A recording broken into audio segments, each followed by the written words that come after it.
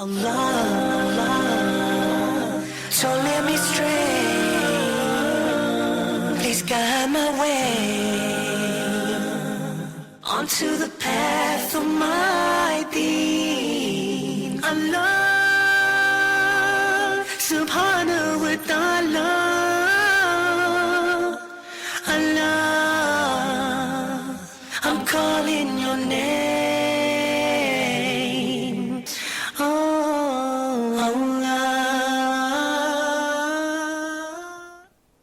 Assalamu alaikum wa rahmatullahi wa barakatuh. Welcome to another episode of Let's Talk on your favorite channel, Huda TV. I'm your host, Arkham Rashid. Physical fitness and a healthy diet are two very important aspects of our religion that we often neglect. Most of us don't even associate them as being part of our religion. Whereas Allah subhanahu wa ta'ala tells us in the Quran to eat things that are healthy and pure. For example, Allah subhanahu wa ta'ala says in one verse, Ya ayyuhal ladhina amanu kulu min at-tayyibati ma razaqnakum. O you who believe, eat from that which is pure, healthy and nutritious from what we have provided you with. In another verse, Allah subhanahu wa ta'ala says, أُحِلَّ لَكُمُ الطَّيِّبَاتِ. We have made lawful for you things which are pure, clean and nutritious and healthy. So we see there's many other verses where Allah subhanahu wa ta'ala tells us that eating healthy is important and it's part of our religion. So tonight's episode we will discuss the importance of being physically fit and being in shape and having a healthy diet. So we'll start off as usual by introducing our guests. So if I could start with my right brother, if you could give us your name, where you're from, and just a little bit about yourself. Go ahead, brother. My name is Yusuf Salhin. Welcome Yusuf to the show. Thank you. I'm a senior student at School of Languages and Translation, Al-Azhar University, majoring in Islamic Studies in English, and I'm from Egypt. Alright, Brother Yusuf, I want to welcome you to the show. Go ahead, brother, if you could give us your name, where you're from, and just a little bit about yourself so we get to know you. Go ahead. Sure, first. Assalamu alaikum wa rahmatullahi wa barakatuh. My name is Yasser Al-Ashqar. I'm from Alexandria. I'm both Moroccan and Egyptian. I was living in Kuwait, and right now I'm studying Bachelor of Commerce in Alexandria's University, 4th year right now. I hope to finish well. Alright, I want to welcome you to the show, Yasser. Sure. We also had you here before in one of our previous episodes, so welcome again and welcome back Pleasure. to Let's Talk. If I could go over here, brother, can you give us your name, where you're from, and just a little bit about yourself? Go ahead. Okay, my name's Fahd Abazal. I'm an emergency medicine physician at the Nasser Institute. I'm married. I'm 25. That's pretty much it. Alright, Brother Fahd, I want to welcome you to the show. This is your first time here, so welcome to Let's Talk, and thank you for joining our conversation tonight. Thanks for letting me join. You're welcome. Go ahead, brother, if you could give us your name, where you're from, and just a little bit about yourself. Assalamu alaikum. My name is Abdullah Shahata. I'm a graduate from the Faculty of Languages and Translation, the same as Yusuf, exactly Islamic Studies.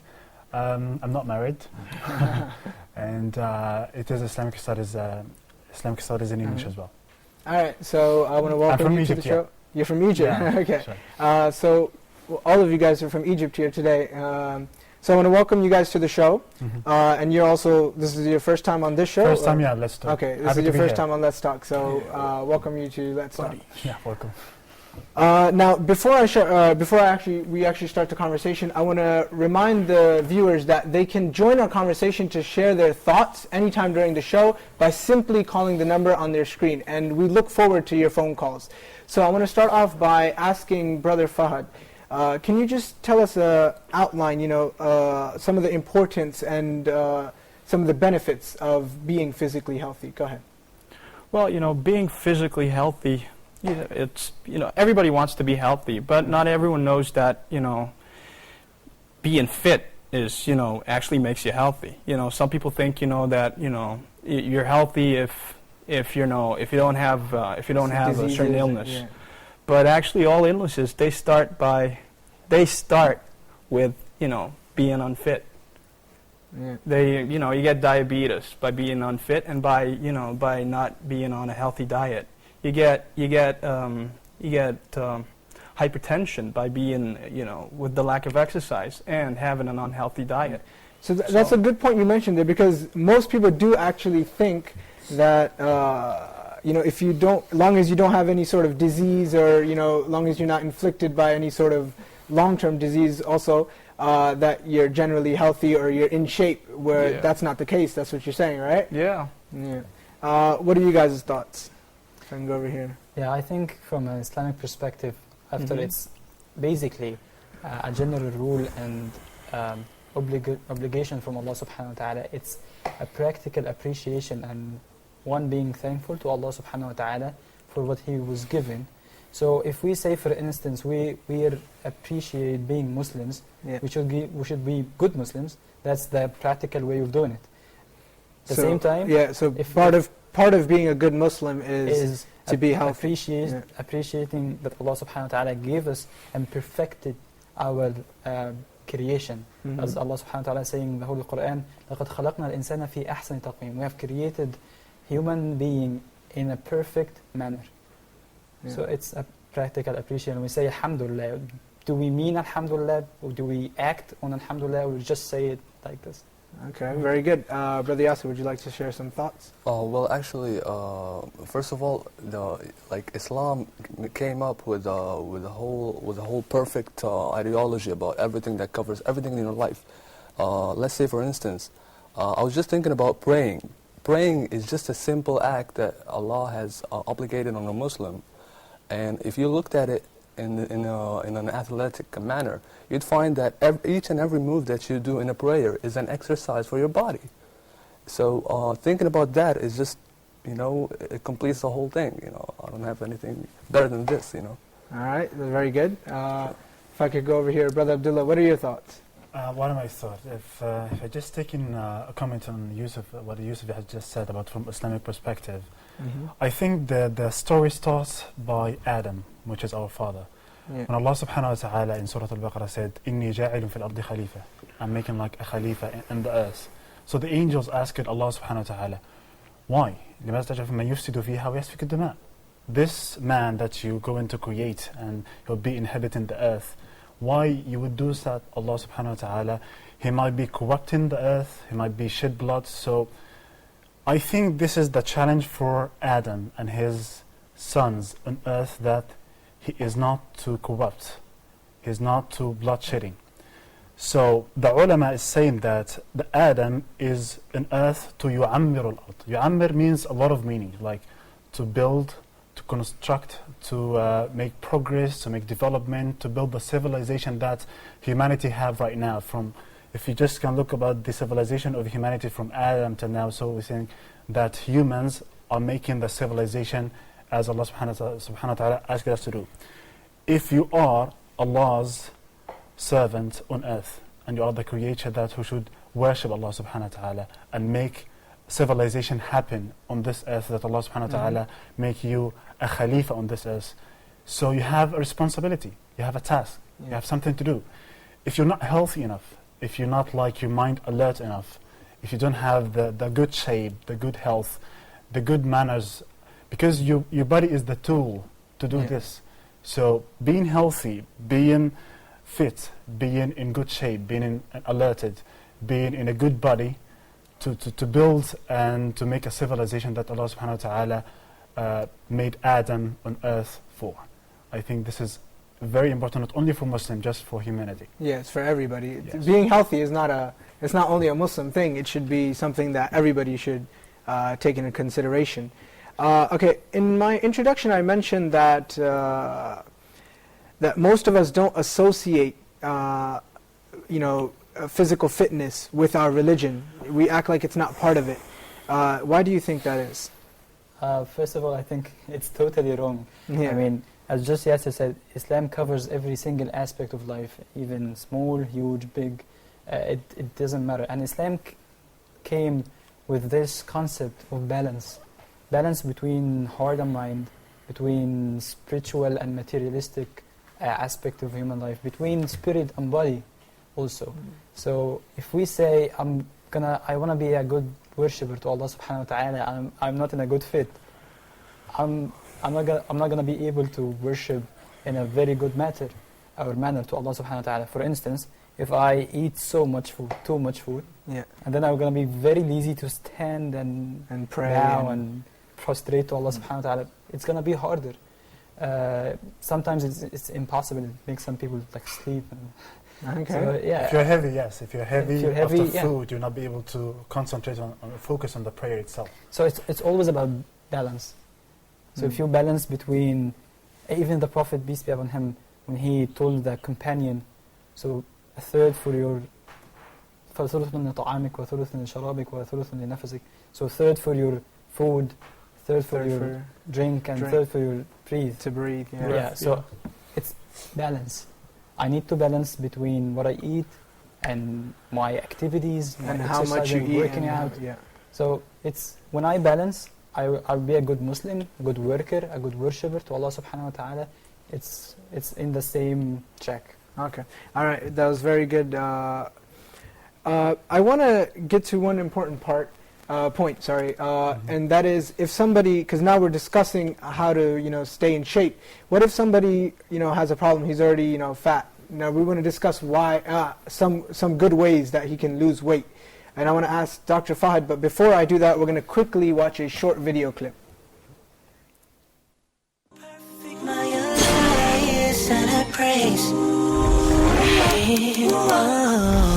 Subhanallahi wa bihamdihi. Subhanallahi al-azim. How perfect you are, Allah. Subhanahu wa ta'ala. Bismillah, assalamu alaikum. What's up, Muslims? This is Muslim Health Revolution. A quick reminder for myself and everybody else that a strong believer, Prophet ﷺ said that a strong believer is better and more beloved to Allah than a weaker believer, and there's goodness in both. Now, some scholars say that this is talking about physical strength in Islam. And physical strength is important. You're going to make sure you're going to exercise, you're going to make sure you not overeat. You have this physical capabilities that when there's a call that comes in order to protect Muslims or to help out in your community, these are the people, the ones who have physical strength are out there helping out and benefiting themselves and Muslims, getting all the reward, trying to get closer to Allah. There's many ways to get closer to Allah, no doubt. Allah has increased this opportunity for us to seek knowledge, to give knowledge, to donate, to be generous, to make sure you visit the sick. There's a lot of qualities, there's a lot of things that we can do to get closer to Allah, but we know that the one who is more strong, the one who has strength, is more beloved to Allah than the one who is weak. Now, let's talk about, did Prophet ﷺ encourage us or teach us some of the ways? He didn't just say just be strong. He also taught us how we can exercise. He told us to teach your children, both boys and girls, teach your children what? Swimming, archery, horse riding. These are some of the ways that we can exercise in order to make sure that we're not sitting around lazy, just being on Facebook, chatting with other people. Just be active, be outdoorsy people, and not just for brothers, but brothers and sisters. So we need to make sure that we create a lot of opportunities out there where we are staying outdoors, making sure that we are learning how to swim, running, riding horses, and archery. Now let's look at some of the prophets. We'll talk about one of the Prophet Musa alayhi salam. We know that we're supposed to be strong, but were prophets, were the companions strong? Of course, Prophet Musa alayhi salam, let's look at him. So strong that we know that when he pushed a man, he just pushed a man, and that man ended up falling down and ended up dying. And it wasn't intentional. He didn't mean to kill him, but because he was so strong, he ended up pushing a man, ended up dying, and because of that, he had to flee out of Egypt in order to run away from Pharaoh and his people. The point is that he was strong. Now, yes, there's a lot of blessings of Allah that are just purely, He's the one who gives us. We know that the knowledge that we have is given to Allah. But of course, we didn't just sit home and knowledge came to us. We had to go out to school, maybe to an Islamic school, to seek this knowledge. Talk to somebody who was more knowledgeable than us, sitting around scholars. That goes same thing with strength. Yes, we know that Allah subhanahu wa ta'ala has blessed some people over other, but at the same time, you can't just sit around and be on Facebook and Twitter watching videos about Islam all day and think that you're going to get strong. You can learn a lot about how to be strong, learn about different diets, but unless you practice it, you're not going to get strong. So don't think that the Sahabas or the Prophets were just sitting around doing nothing. They were actually exercising and doing different things in order to get strong. And let's look at one of the Sahabas, Zubair bin Awam. So strong, they say that he was once in a battlefield. He was in a battlefield and he had this sword and he ended up striking a man from from his head ended up splitting it in half, and not just that, he ended up cutting his horse as well, his ride that he was sitting on. It's in the middle of the battlefield. And the other companion said, wow, Zubair, you have a very sharp sword. And he said, don't give credit to the sword. It's my arm, it's my strength that ended up killing this man, splitting it in half. And not just him, even his horse as well. That is strength. Of course, that strength just didn't come from anywhere. It required a lot of effort, a lot of discipline, not being lazy, getting out of the house, exercising, building muscles. Omar bin Khattab was known as a person who had a lot of muscles, a lot of flesh on his body. He had a very strong personality. He was a wrestler. They say he was so tall that whenever he was in a group of crowd, people used to think that he's sitting on top of his ride, maybe a horse or a camel. This is how tall he was. Allah, subhanahu wa ta'ala, Allah. Welcome back to Let's Talk.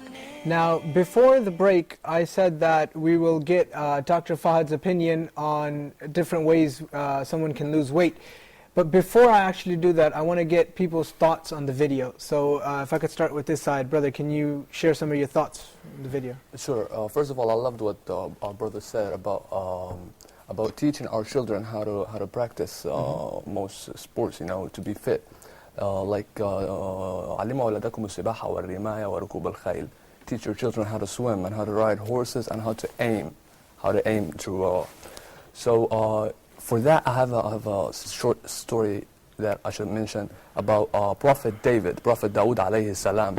David was so small, He was from this generation of Jewish people, Yeah. And they just came out. Their prophet Talut told them that you have to fight them giants. Them giants were actually right now Philistines, the Palestinians. So them giants were just so huge and so strong. And our Prophet David, he was young and so skinny, and Islam told us that he was fixing armors. He was fixing armors from iron. God made iron so lean in his hands, so he would shape it any way he wants. So he had this rubber, stretched rubber that put a piece of rock in it and then throw it, People in the past used to do this. And he used to practice, Yeah, I didn't know. I forgot the name. So anyways, he used to practice. Practice only makes improvement. And if he didn't do it, he wouldn't be able to kill. So the Quran said David killed Goliath. And Goliath was just so huge. He was considered at the time one of the strongest warriors, at his time. So I'd go, first of all, the credit goes back to Allah first, and then how believer you are towards Allah, and how you will never use your strength against someone who is weaker than you. You have to appreciate that, that's for all. All right, thank you for sharing your thoughts. Brother Yusuf, go ahead. I want to add something. The video, of course, was amazing. And when he mentioned the hadith, المؤمن القوي خير وأحب إلى الله من المؤمن الضعيف. It's also balancing. The strong Muslim, strong believer is more beloved to Allah than the weaker one. It's also when ulama came to explain this hadith and comment on it, they said, mu'min who is strong in both balancing, in his body and his spiritual. So it works both ways. It's not if I just go to the gym, then I'll be better than somebody who doesn't. So if I'm a good, I'm in shape and I don't pray, so I'm not a strong Muslim who's better than the weak Muslim. I should be both balancing between the body and the spirit, the worshipping and let's say bodybuilding. That's one thing. Another thing is when ulama also came to explain and comment on the hadith of teach your children swimming, archery, and horseback riding.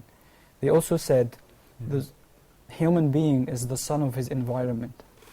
And when the Prophet, yes, they are sunnah, these three sports, but when the Prophet talked about them, because there was the environment in the Arab Peninsula, and the people were like going in battles, and they were swimming, and they used to ride horses. At the same time, when we conduct from this hadith, we would say also other sports would be good and would be encouraged by Islam. They're not only the three It's sports not restricted to the three mentioned in the hadith. Yeah, so it means that the Prophet is directing Muslims at that time to deduce that a human being is the son of his environment, and whatever the environment is offering you, just use it. Yeah, Okay. It's That's Umar very ibn al-Khattab, not the Prophet. Yes. Yeah. Oh, Yeah. yeah. You just mentioned that. It's not a hadith, I'm sorry. That's fine.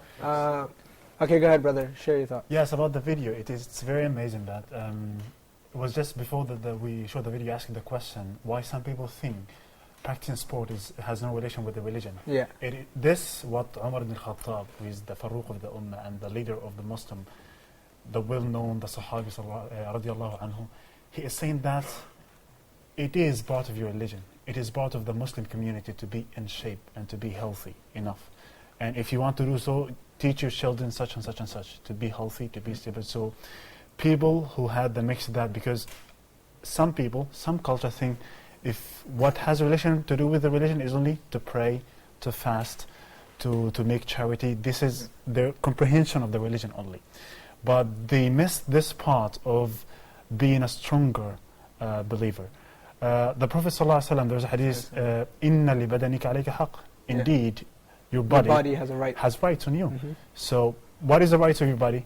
To be fit, to Yeah. be good, to be in shape. Because again, it's your tool to worship Allah, your tool to work, your tool to live in this life. Yeah, very good. By the way, that is a hadith, just a different type of hadith, because it goes back to Umar, so Yeah, it's it's still a certain type of hadith. It's author, and Yeah. we don't know whether he said Said it it's or not. narrated to the Yeah. Prophet or not. We it's may just- say it is not a prophetic hadith. Yeah, it it's is. still a hadith. It's a because it hadith, stops but it's at, not prophetic. Umar. Okay, Brother Fahad, if you could share your thoughts, go ahead. Thoughts about the video? Yeah, first about the video, then we want to get Oh, to the okay. question All about different ways we can Yeah, lose. well, I want to. I'd like to recommend the viewers to watch the rest of the video because it's got a nice tale about the woman companion, one of the companions of the Prophet, who was a woman, and during battlefield in Uhud, when the Muslims lost the war because the archers did not the stay story in their and- position. Yeah, go ahead. yeah, stay in position. She went into battlefield and she stood next to the Prophet. And the Prophet, praise be upon him, whenever he looked to the right or to the left, he'd see that woman companion. Do you know her name? I don't remember her name. Yeah, I think she was Bint Ka'b, something like that. Yeah, it's in the video. Whenever the Prophet looked to the right or to the left, he would find that lady fighting, holding a sword and, protecting the Prophet. So, Yeah, he also talked about, how whenever battlefield was so, whenever battlefield intense and became so tense, and the Sahabas, the companions of the Prophet, were whenever they got scared, they'd stand next to the Prophet because they felt that Just to protect him. Yeah, just to protect him, because he was the bravest, and he was the fittest of them. Okay, thanks for your thoughts. Now, if I can direct that question towards you, if you could tell us some good ways in which somebody can lose weight. Yeah, lose weight. Well, how about just incorporating the motive, the motto of just eat one less, do one more. Okay, How about okay. that? Just Yeah. become aware of what you're consuming. Become aware of what you're doing. Alright, so basically, whenever you're about to eat, should I eat this much, or should I, take a little less rice, and add activities towards the days? What else would you say are some other good ways? Yeah, try to come up with a plan that is actually doable. Think of what you have, and think of what you have, and think of your time schedule, and come up with a plan that is applicable. So I mean, for me, Well, that's a very good point, because a lot of people, they say, well, I want to lose 100 pounds by 2 weeks or a month, and it's not really pragmatic. Yeah. And it's not healthy either. Yeah, that's another thing. And when they get to the month and they don't lose that amount, then they have this whole thing like, oh man, it didn't work. You get frustrated and stuff. Yeah. All right, thanks for that. If I can jump over here, brothers, can you give me some examples where the Prophet ﷺ encourages physical fitness? Of course. I just want to add one or Yeah, two go ahead. comments on the. I'm not a physician, but I think in Islam we can find lots of examples. I mean, I heard that a physician, I don't remember his name, he's not a Muslim, and he said if Muslims just perfected their 5 times daily prayers, they don't need any exercise. I've actually heard that too. Yeah, that, they don't need 5 it. times prayer. Yeah. Just perfect, as the Prophet used to perfect his prayer. You don't need anything else, maybe. Well, I'm pretty sure that includes more than just 2 Fajr, 4, including all the sunnahs maybe. Probably. Yeah. Maybe the 5 times, I don't know. Yeah. And also, as we know, like it's moving every single muscle in your body. And also, when we pray, of course, we don't pray for the intention of working out. Yeah. But it's just one of the advantages that we It's we one have. of the benefits that come with it. Of course. And also, one of the 5 pillars of Islam, 5 actions, is fasting. And fasting is one of the most amazing ways of not only losing weight, but also balancing sugar, blood pressure. I think you would Cleansing. know better Yeah. more than I do in this point. You can keep talking, it's okay. All right, Brother Yasser, what would you say are, if somebody's not healthy, what are the disadvantages of that? Actually, I have a personal experience. Matter of fact, I had a herniated disc around 2 years ago. And that's when I went for a doctor. He was specialized in, disc and all. So he asked me just a question, are you praying? So, I mumbled, and I was like, no, not really. So he said, that's it, start praying, you see. So I told him, specify exactly what move should I do constantly, so I should, make it longer. Yeah. So he said, ruku', especially ruku', stretches the muscles, and then flexing it. So that's a good point. The second one I have to mention is recent research, recent study case has been over 40,000 people, and it went on for 32 years. Over 40,000 people. The age range was between 20 to 90 years old. They found that 40% of those people who practice swimming, have 50% lower risk of having heart attacks and stuff like that. Really? Seriously. Because it moves. practice swimming. No, seriously. That's what the narrative, the Prophet Omar ibn Khattab. The swimming. You think about okay, what would I get out of swimming? If you looked at it, I was surprised just reading this article just a couple of days ago. Yeah. So I remember 10 years ago, my father used to take me to the swimming pool, and he used to throw me there for 4 or 5 hours. Right now, I can't say that I'm a professional, but I'm a really good swimmer. Pretty good at it, yeah. But I still had a herniated disc because I didn't, So it goes from all ways. That's it. All right, we're going to quickly take a break, a quick break, so stay tuned.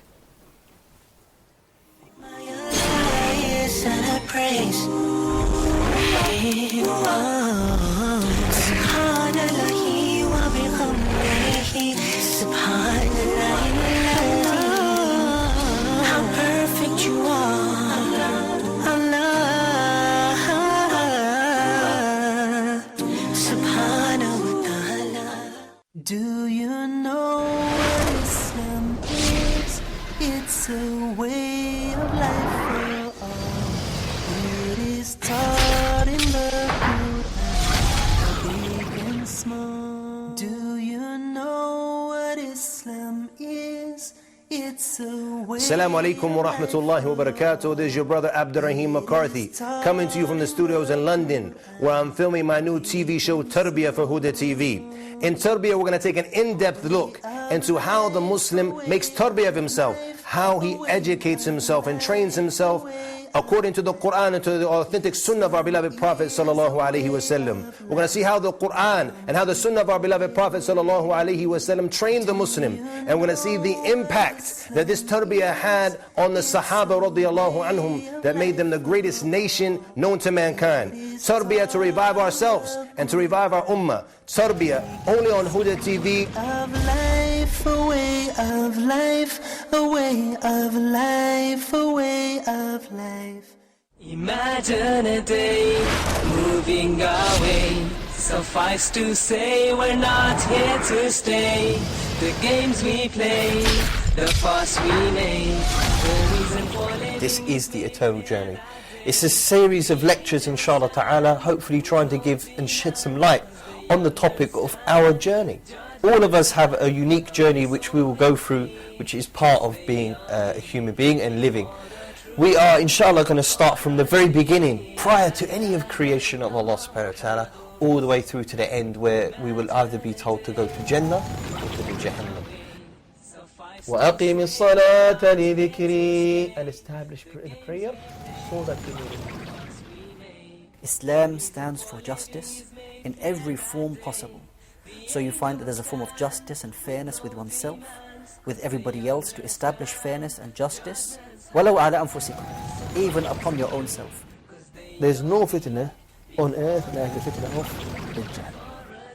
This is the end of our eternal journey.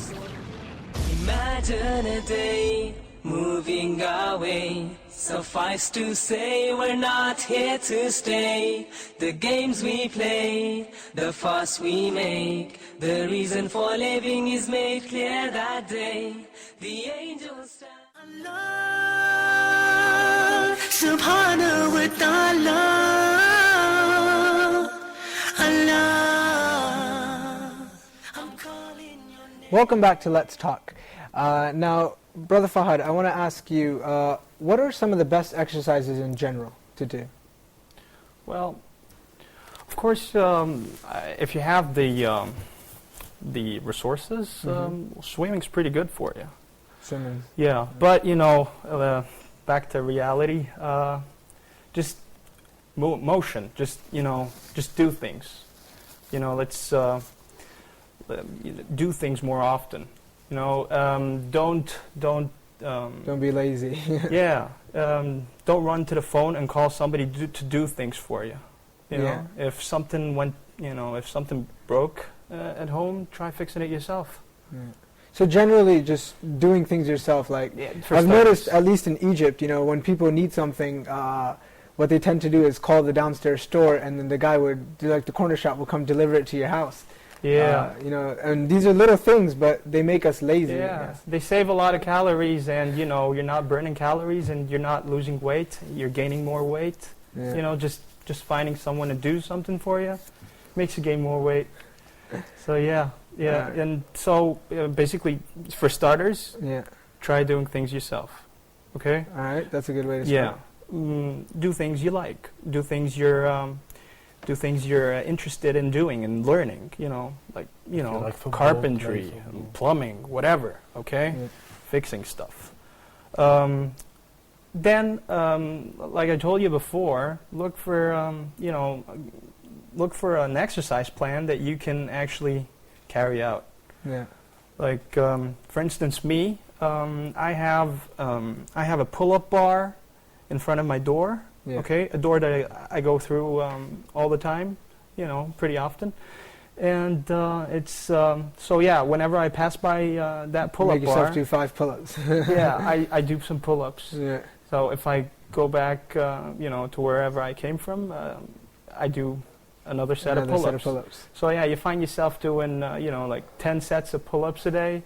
After a while, your reps increase. Yeah. After a while, you actually can feel that you're stronger than before.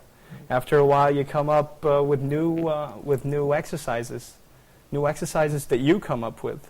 But yeah, for starters, find something that you like doing, and put it by a door that you pass through very oftenly. Okay, so like a pair of dumbbells. Or just one dumbbell. And every time you see it, just grab it and just grab it and do a set. 2 sets, So basically, you find yourself throughout the day doing a whole exercise routine.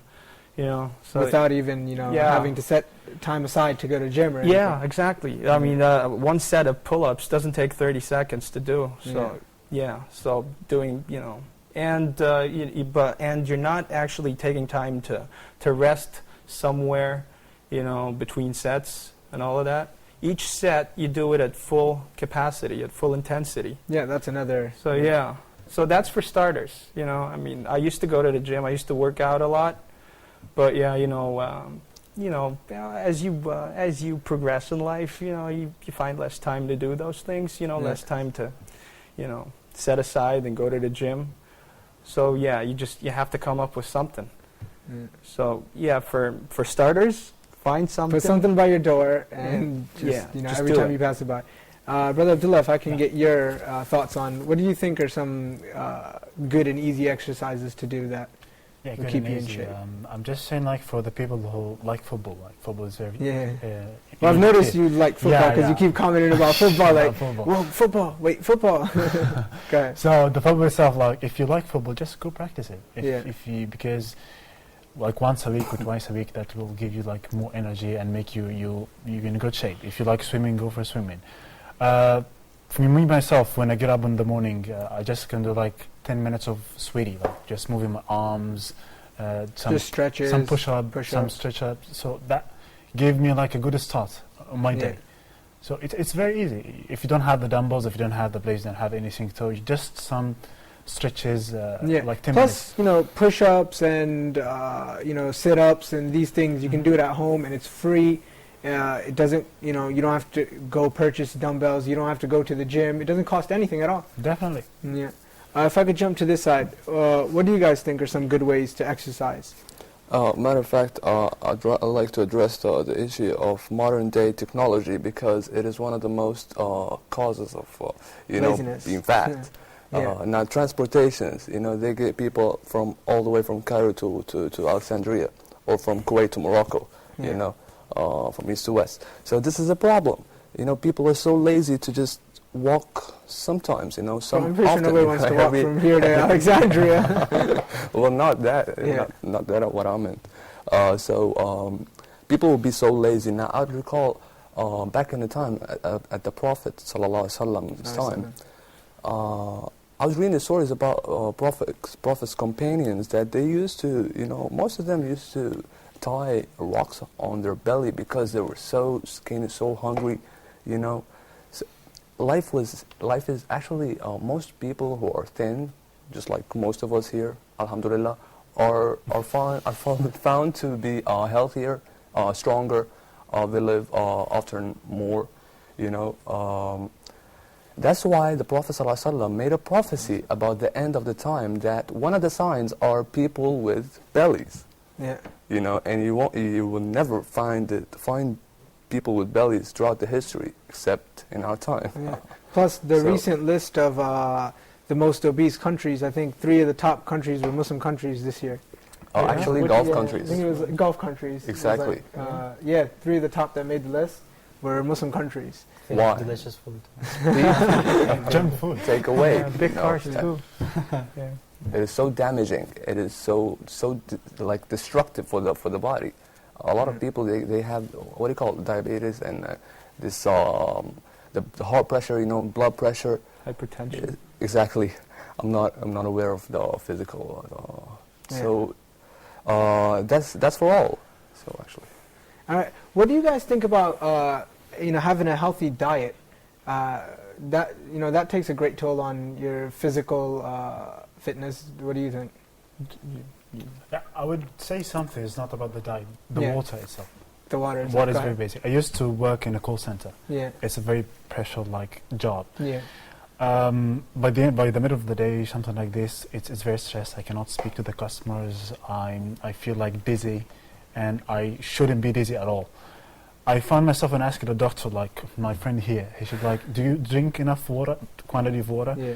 So getting hydrated, just even not drinking the good or enough amount of water to your body, it really, really affects your day. If you work, if you study, if you pray for yourself, if you just feel hydrated, that will make you dizzy, lose a lot of focus that you need in your daily activities. So this is only for the water. Yeah, water. If we speak about the other things, of course, it helps. If you're eating the whole everyday full and tamiyah, that will definitely not help. So actually, you need. They found out it's very useful.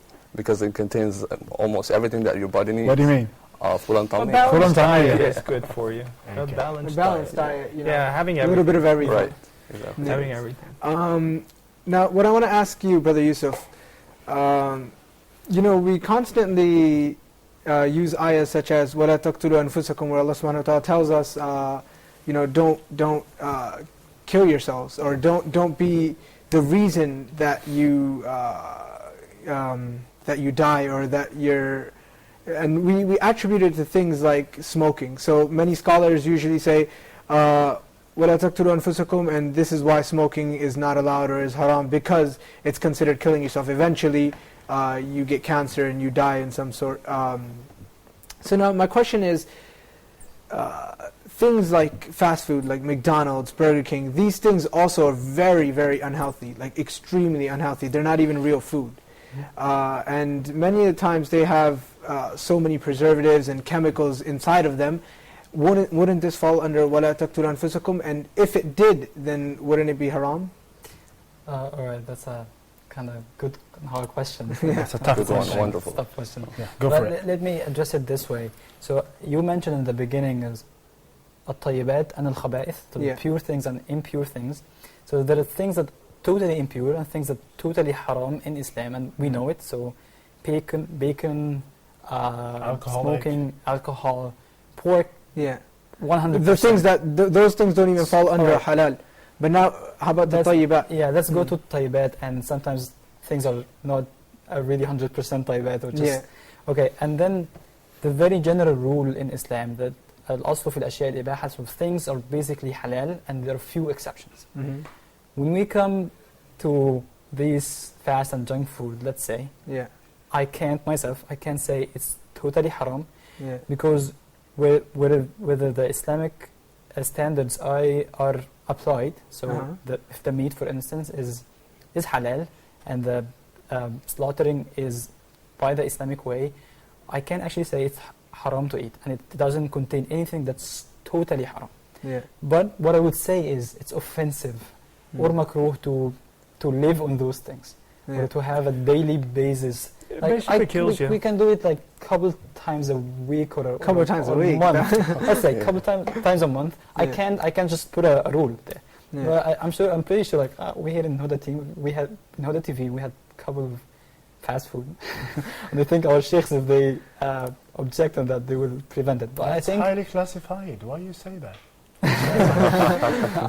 So I can put it's haram. I can put it like this. But at the same time, I would encourage Muslims to depend on naturals. So let's be just natural.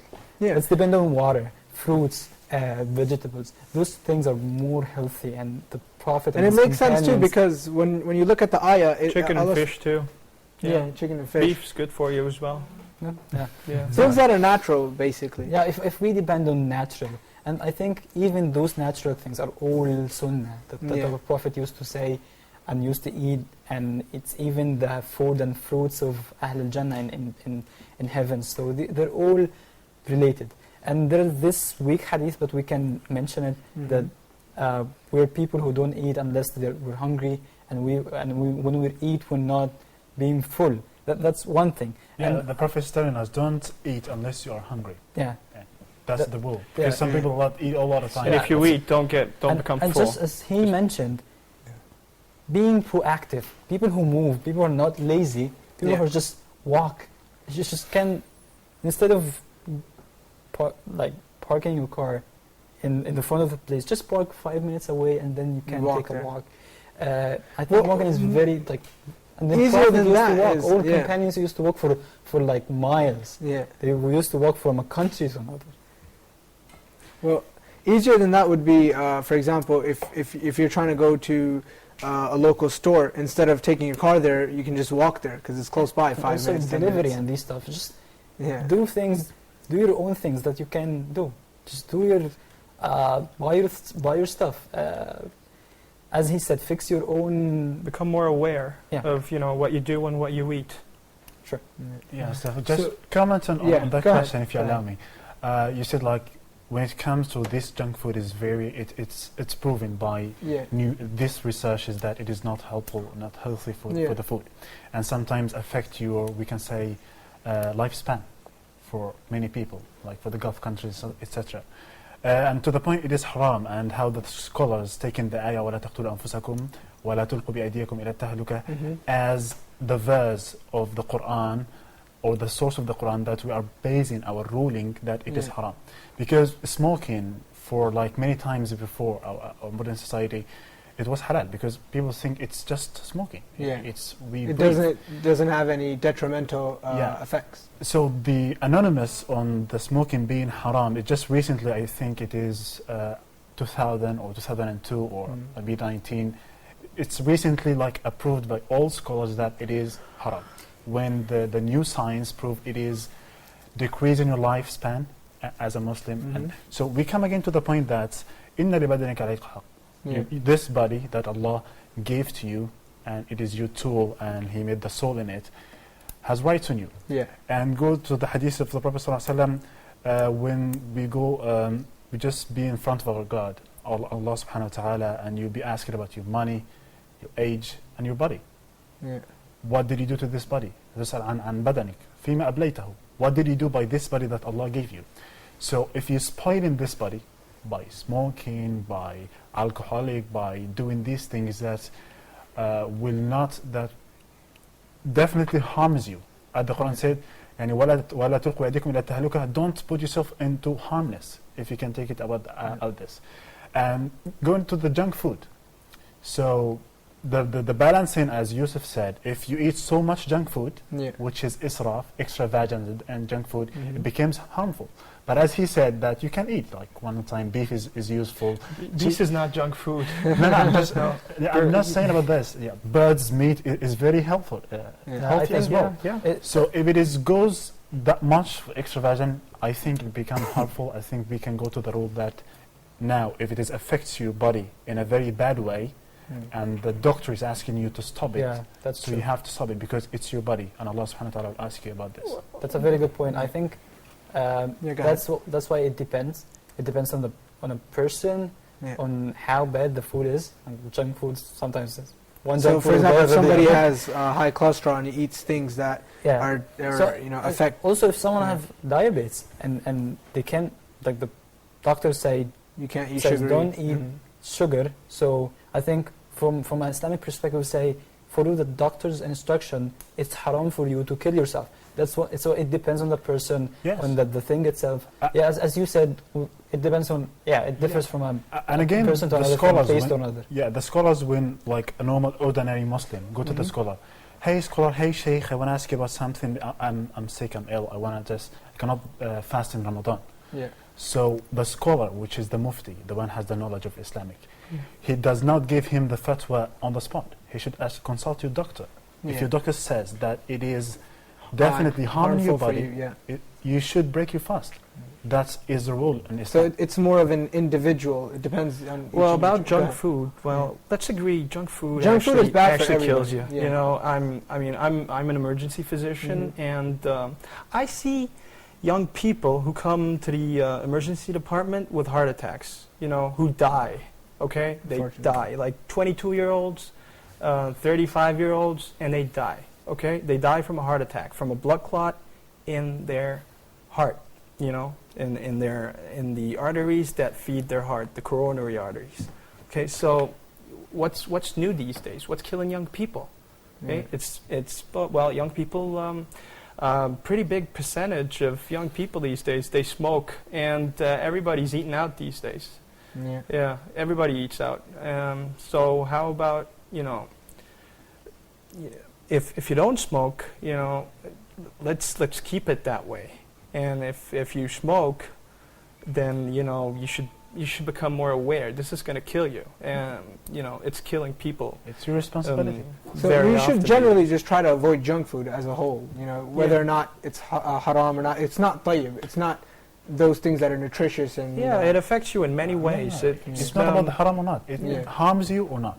It gives the point. All right. Unfortunately, we're out of time. I want to thank you guys for joining us here tonight for this lovely discussion we had. on physical fitness and importance of a healthy diet. So once again, I want to thank you guys. Yeah. And I want to thank you, dear viewers, for tuning into another episode of Let's Talk. I hope you guys benefited from tonight's program. Also, I hope you guys change your diet plans to a healthier diet plan. And I also hope you guys start doing some sort of physical exercises, whether it be at home or start going to the gym, because now we know the importance of physical exercises in Islam. And until next time, may God bless you all. Assalamu alaikum wa rahmatullahi wa barakatuh. My Allah is and I praise Him. Subhanallah wa bihamdihi. Subhanallah. How perfect you are, Allah.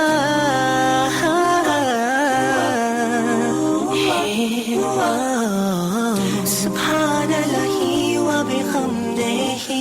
Subhanallah. How perfect you are, Allah. Subhanahu wa ta'ala. Allah,